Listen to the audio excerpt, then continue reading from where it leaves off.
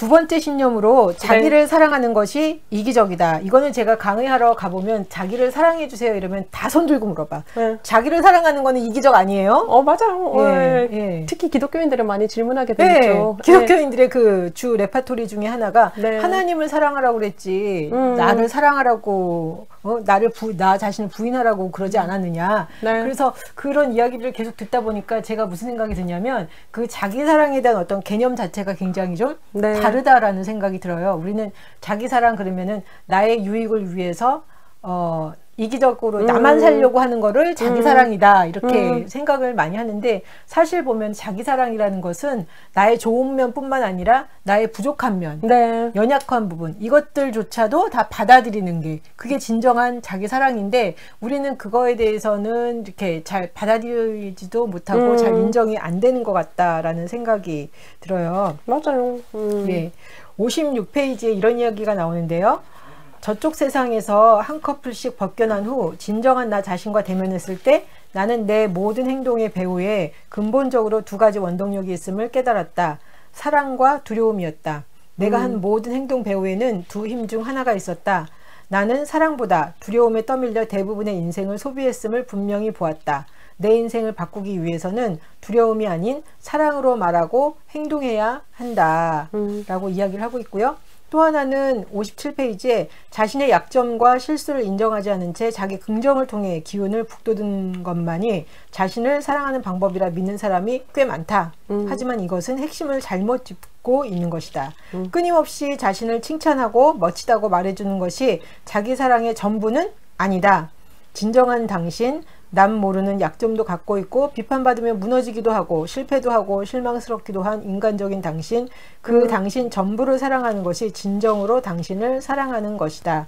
진정한 자기 사랑은 모두가 등을 돌릴 때도 자신을 사랑하는 것이다. 되게 감동적이죠. 다른 사람이 등 돌릴 때도 자신을 사랑하는 거다라는 말이요. 이해 좀 되세요?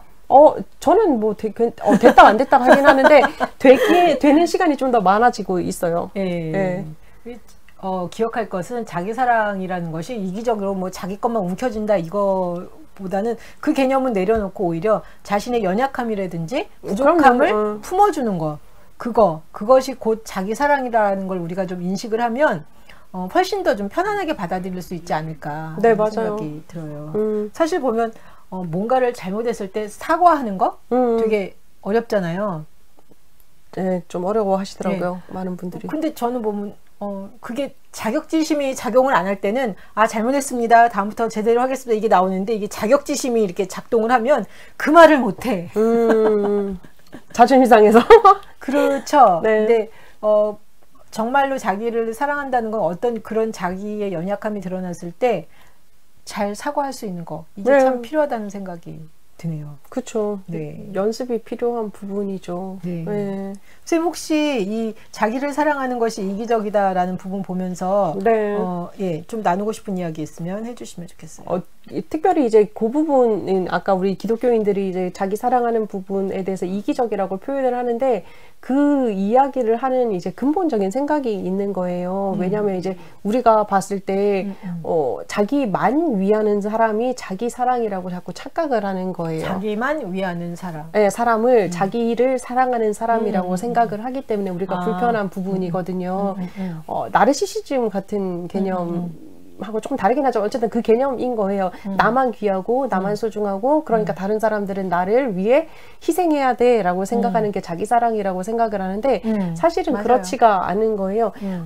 그 성경에서도 보면 이제 뭐 우리가 하나님을 사랑하라 라고 얘기를 했고, 아까 제가 얘기했던 것처럼 너를 사랑하듯 이웃을 사랑하라 라고 얘기했는데, 여기서 보면 하나님을 사랑한다라고 얘기하면서 자기를 사랑하지 못하는 이유는 뭐냐면 정말 가만히 생각해보면 내가 하나님을 덜 사랑하는 거예요.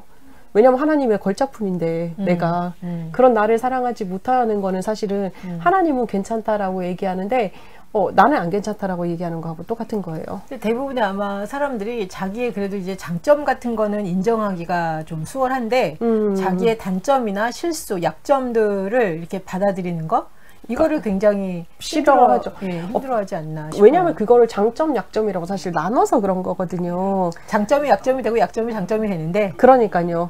사실 저 되게 이제 말을 정확하게 끊어서 하는 편이잖아요. 그래서 사람들이 봤을 때 저 되게 단호하고 정확한 사람이라고 많이 봐요. 그런데 이제 제 친구들은 뭐라 그러냐면 유야무야 정말 선 없는 인간이라고 본다면 결정 장애자예요. 예. 음식을 선택하는 것조차도 전 제가 해본 적이 거의 없어요. 친구들하고 먹으면 항상 그래 네가 원해 그래 그럼 그것도 좋네.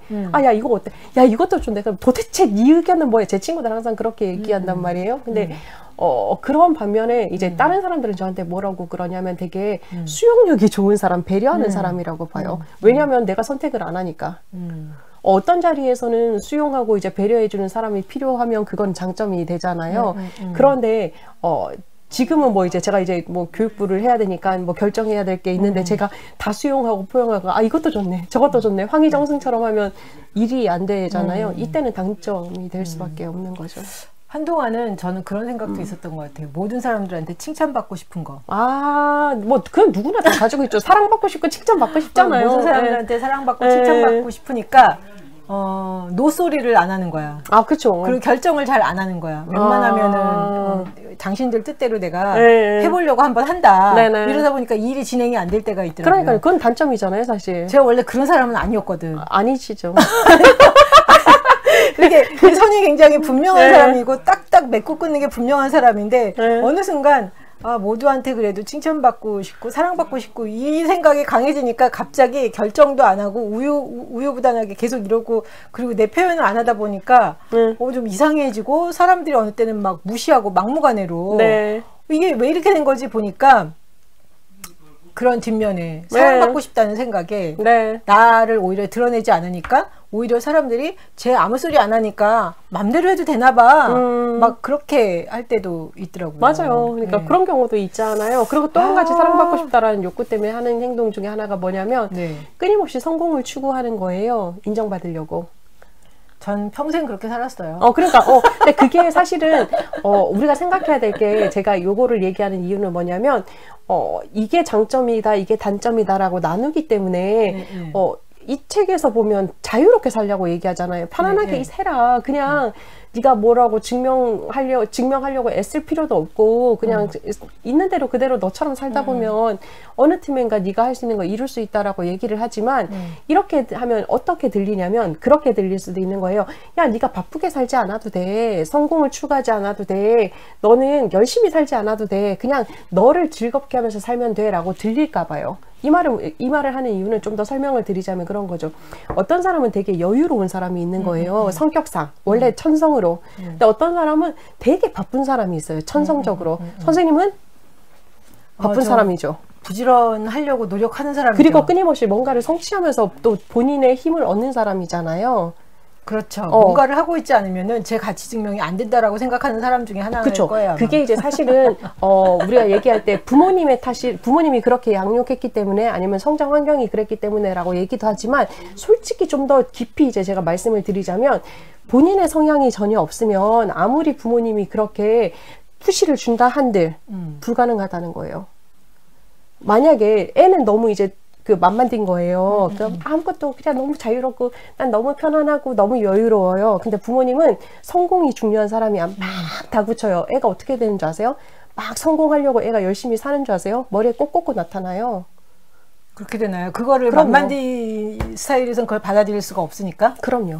그래서 우리가 생각해야 되는 거는 자기를 사랑하는 방법에 대해서 생각을 할 때 무조건 그냥 편안하게 그냥 내가 그래 성공을 추구하던 나를 내려놔야지 아니면 뭐 그래 이렇게 뭐 좀 더 잘 살려고 노력하는 나를 내려놔야지라고 생각할 게 아니라 진정 내 본성에 맞는 게 무엇인지 바라보고 그거를 향해서 나가는 게 진짜 중요한 거예요. 그리고 어떻게 보면 그게 중요한 것 같아. 중도를 이루는 거. 맞아요. 그러니까 맘만디인 사람은 정신 차리고 좀 부지런히 할 필요가 있고 그거. 네, 중도. 그리고 너무 막 이렇게 자기를 푸시하는 사람은 좀 어떻게 좀 이렇게 좀 자기를 좀 놔줄 필요가 있는 그게 보면은 이렇게 약간 제가 보기엔 그리고 그러니까 사람들마다 어떤 동일한 접근법으로 이렇게 할 수가 없는 것 같다라는 생각이 맞아요. 드는 거예요. 조금 더 설명을 드리자면 선생님 말이 맞는데 이제 그거를 찾으면 제일 좋은데 어떻게 찾느냐가 중요한 거예요. 예를 들자면 선생님이 이제 파이팅이 넘치시잖아요. 파이팅이 넘치시는데 모든 분야에서 파이팅이 넘치시는 건 아니잖아요. 그렇진 않죠. 선생님보다 이제 제 예를 들게요. 저는 이제 파이팅이 넘칠 때 어디에 파이팅이 넘치냐면 저도 막 어쨌든 뭔가 열심히 하는 인간이란 말이에요. 그래서 뭔가 항상 열심히 해요. 근데 열심히 하는 분야가 있어요. 첫 번째는 상담할 때는 진짜 열심히 해요. 막 거의 정신없이 하고 사역할 때도 저는 거의 정신없이 해요. 그래서 뭐 전임 사역을 하면서부터는 저는 뭐 어디에서 살든 사택에서 살면 그 사택 반경을 나가거나 친구를 만나는 게 한 달에 한 번이 채 되지 않아요. 정말. 왜냐면 에너지를 거기다 다 쏟아버려서 힘이 들거든요. 그런데 음식하는 것도 뭐 파이팅이 넘쳐서 열심히 하는 편이에요. 근데 정말 안 파이팅이 넘치는 게 있어요. 청소.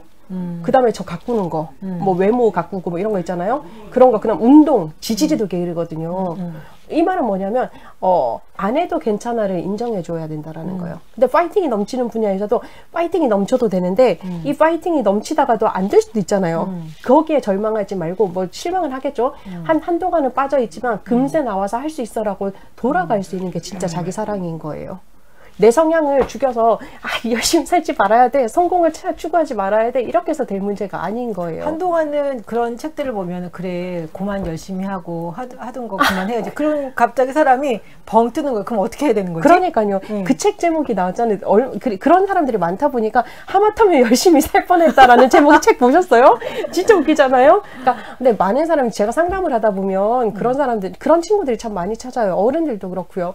열심히 살지 말고 자기를 사랑하라고 그러면 전 그럼 뭐 해야 돼요? 라고 묻는 분들이요. 뜨면서 네. 그죠? 그 다음에는 어떻게 해야 되죠? 그럼 제가 얘기해 주죠. 원래 성향을 찾아가 보자고. 그냥 열심히 사는 거지 뭐. 그렇죠. 대신 열심히 산다고 해서 열심히 살고 거기에 결과가 나타나지 않았을 때 정말 심한 절망의 구렁텅이로 가느냐 아니면 이 구렁텅이 속에서 머물러 있느냐 나올 수 있느냐가 자기 사랑의 척도라고 볼 수 있는 거예요. 그래서 열심히 하다가 제가 요즘에 뭔가를 몇 개를 이렇게 트라이를 해봤어요. 네. 트라이를 하다가 제가 무슨 생각을 했냐면 나 정도면 다 될 거야 라고 했는데 다 떨어졌어. 그래가지고 제가 왜 떨어지지? 근데 옛날 같았으면 뭐 이렇게 응모를 했는데 떨어지고 그랬으면 자존심이 너무 상했거든요. 그렇죠. 근데 요즘에는 됐으면 참 좋았겠지만 안 됐으면 이거는 내 거가 아닌가 보지? 네. 그게 내 거가 아닌가 봐. 네. 그냥 그 정도지 내가 못나서 떨어졌다. 이 생각은 안 들어. 그럼요. 내 자리가 아닌 거죠, 뭐. 근데 옛날에는 내가 못나서 안 됐나 봐. 내가 부족해서 안 됐나 봐. 그러니까 더 열심히 해야 돼. 뭐 막 이랬는데 지금도 기본적으로 열심히는 하지만 안 됐으면 그냥 이건 내 거가 아닌가 봐. 그냥 그 정도를 좀 가볍게 넘길 수 있는 그렇죠. 마음의 여유가 좀 생긴 것 같아요. 그렇죠.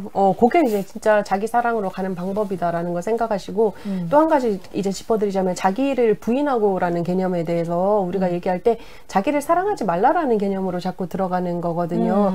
근데 부인한다라는 개념을 잘 생각해 보면 내 속에는 여러 가지 마음이 계속 싸우는 거예요. 제 마음 속에도 그렇거든요. 뭐 새벽기도 가고 싶은 마음이랑 안 가고 싶은 마음이 계속 싸우는 거죠. 그러면 어디가 이겨야 될까요? 제가 이제 그럴 때는 가는 게 맞는 것 같아요. 그러니까요. 네. 왜냐면 이게 분별을 해야 되는 부분인 거예요. 내가 뭐 만약에 이제 제가 입원한 상태에서 만약에 내가 새벽 기도를 가고 싶고 안 가고 싶고가 싸운다 그러면 그럴 때는 안 가야지. 안 가는 게 맞는 거예요. 근데 그게 아니라 그냥 평상시의 상태인데 두 가지가 싸운다 그러면 가는 게 맞는 거예요. 그러니까 불편한 거를 하는 게 맞는 것 같아요. 맞아요. 그러니까 그게 이제 자기를 부인하고의 개념인 거예요. 이제 판별의 부분인 거죠. 그렇죠. 이게 어떻게 그게 이제 자기 에고를 부인하는 부분이라는 생각이 드는데 네. 제가 옛날에 처음에 이렇게 신앙생활 했을 때 보면은 가끔마다 저는 네. 생각지 않는데 나보고 뭔가를 하라고 이렇게 하는 거예요. 그렇죠. 그때는 예를 들면 뭐 이렇게 자원봉사를 할 수 있는 시간적, 정신적 여유가 하나도 없는데 갑자기 어떤 누구를 도와주는 자원봉사를 하라는 거예요. 그래서 아니 내가 지금 다른 사람을 도와줄 입장이 되면은 네. 하겠다. 네. 근데 나는 지금 내 앞길 꾸리지도 못하고 지금 생계도 막막한데 내가 지금 이 와중에 돈을 벌어도 모자랄 이 와중에 네. 내가 자원봉사를 어떻게 하냐 이렇잖아요. 그래서 이거는 정말 아니에요. 근데 말씀을 보다가 무슨 생각이 들었었냐면 그 옐리야가 사렙다 과부를 네. 찾아가서 그 아무것도 이제 없을 때 네. 그 쌀가루 기름. 해서 네. 먹고 이제 죽으려고 그런다는데 옐리야가 거기서 나한테 먼저 떡 가져오라고 그러잖아요. 네네. 근데 그 이야기가 제 눈에 보인 거예요. 네. 근데 그거를 딱 보니까 무슨 생각이 드냐면 지금 내 상황적으로 보면 내가 자원봉사를 하거나 다른 사람을 도울 입장이 안 돼. 네. 근데 그 성경 이야기를 보니까 이거는 상황이 돼서 돕는 게 아니라 상황이 안 됨에도 하라는 거예요. 네, 맞아요. 근데 제가 그걸 딱 보면서 막 이러면서 욕하면서 했어.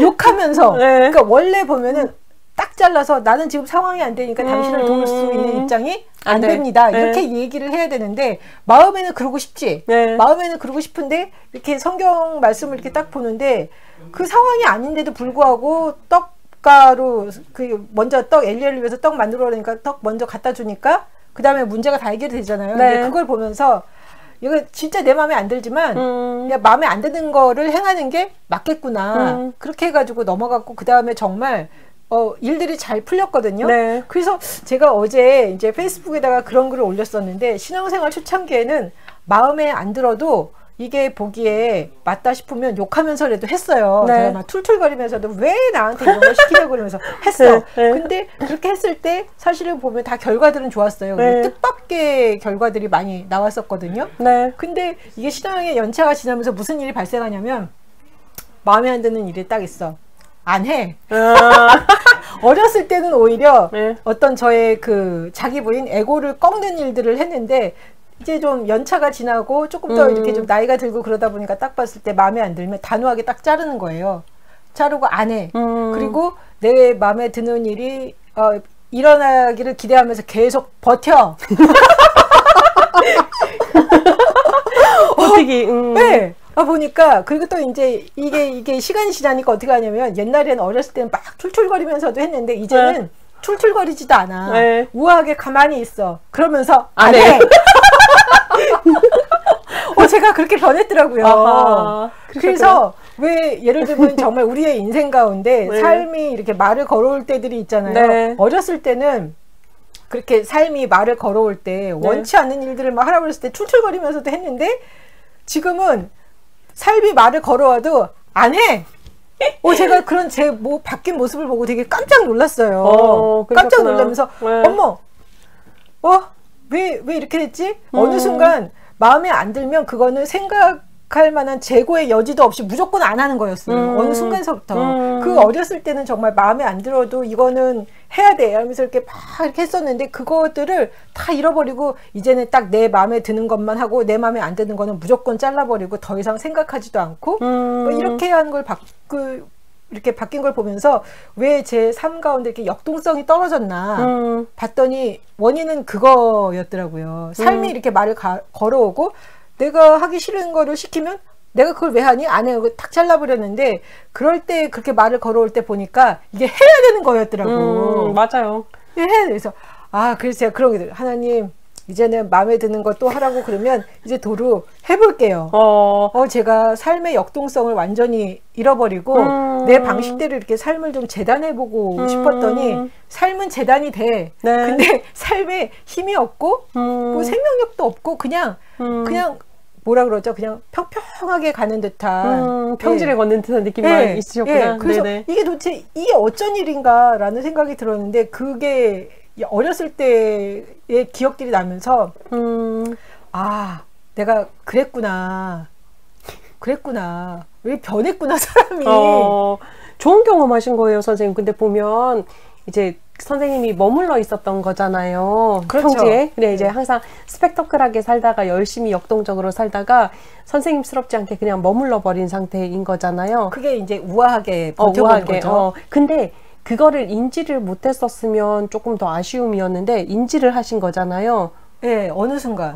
그게 놀라운 발견인 거예요. 자기 발견이요. 근데 특별하게 지금 제 생각에 뭐 이렇게 삶이 내게 말을 걸었을 때 나 이거는 절대 못해 안 해 뭐 막 그렇게 대놓고 한 게 있었나 보니까 뭐 요 근래 몇 년 사이에는 그렇게 크게 보이는 거는 없는데 그럼에도 불구하고 아마 제가 아예 그 생각조차 안 했어요. 예, 재고의 대상도 아니고 맞아요. 무조건 다 잘라버렸기 때문에 그 삶의 역동성이 떨어지지 않았나라는 그런 반성은 좀 해봐요. 이번을 계기로 아마 다시 더 역동이 확 올라갈 거거든요. 근데 약간 무서워.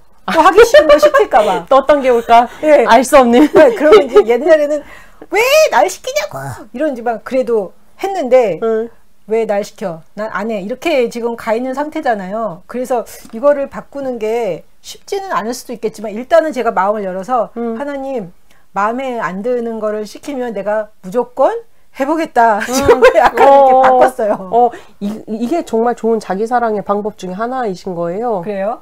머물러 있으셨잖아요. 어쨌든 역동성은 없었지만 그렇죠. 머무를 줄 알았죠. 그리고 그 머무름 상태에서 다시 이게 나하고 안 맞네를 또 발견하신 거잖아요. 그게 자기 사랑의 방법인 거예요. 그런가요? 그럼요. 근데 어떻게 보면 그런 생각도 들게 삶에 특별한 자극이 없었다? 그랬을 수도 있고 아니면 쉴 때가 필요했을 수도 있겠죠. 웬만하면 안 쉬니까. 안 쉬실 거 아니에요? 저 요즘에 그래도 그런 생각을 근데 이렇게 여유 있게 살아도 되는 거야? 네. 이거 너무 게으른 것 같아. 뭐 막 약간 그런 마음이 들잖아요. 그렇죠.